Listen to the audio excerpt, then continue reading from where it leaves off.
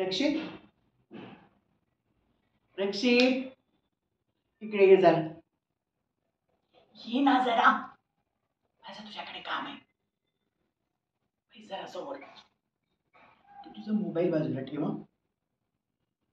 नाही, मी नाही बोलणार त्याच्याशिवाय.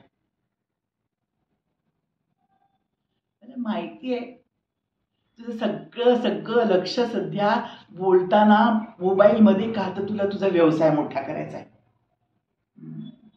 कधीतरी 2 मिनिटं तेवढी पण नाही द्यावीशी वाटत का रे आजीला?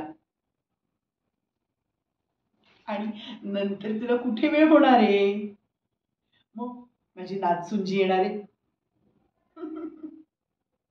किती थोड्या दिवसांवर आले तुझं लग्न, तुला कल्पना आहे? किती सगळी तयारी व्हायची आणि अजून या लोकांनी काहीही केली नाही बरं का. त्याच्यासाठी तू लक्ष घालायला पाहिजे. एक सांगते, 1 दिवसात हे सगळं काही होणार नाहीये. आजपासून तू रोजच्या रोज 1 तासभर तरी लवकर यायचंच घरी.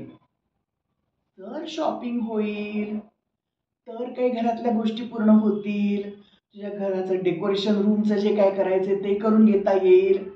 आणि नंतर म्हणशील हे मला आवडलं नाही, ते मला आवडलं नाही, हे कशाला केलं, ते कशाला केलं.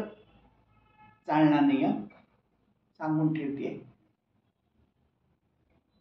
आणि एक गोष्ट, तुझ्या लग्नासाठी आजीकडून तुला काय गिफ्ट हवंय सांग ना. तुझ्यामध्ये माझ्यामध्ये राहणार आहे फक्त, त्यात काय लाजायचंय. बघ सांग, 2 दिवसांनी विचार करून सांग. मी तर तुझ्या लग्नाची किती स्वप्न बघितली आहेत सांगू. मी सुकन्या बरोबर खूप प्रवास करणार आहे. मथुरा, वृंदावन, शिमला, मनाली, अयोध्या, काशी सगळीकडे जाणार आहे. मला माहितीये तू नाही येणार आमच्या बरोबर, मी जाणार आहे.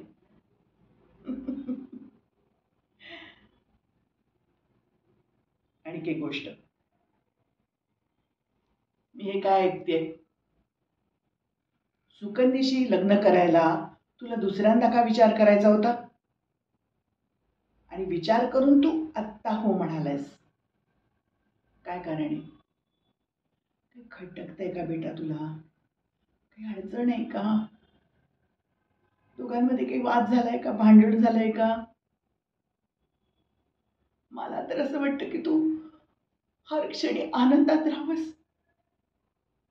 एक सांगू तुला, आजी म्हातारी झाली आहे, पण आजीचे डोळे ते कधी चुकीची गोष्ट बघत नाहीत.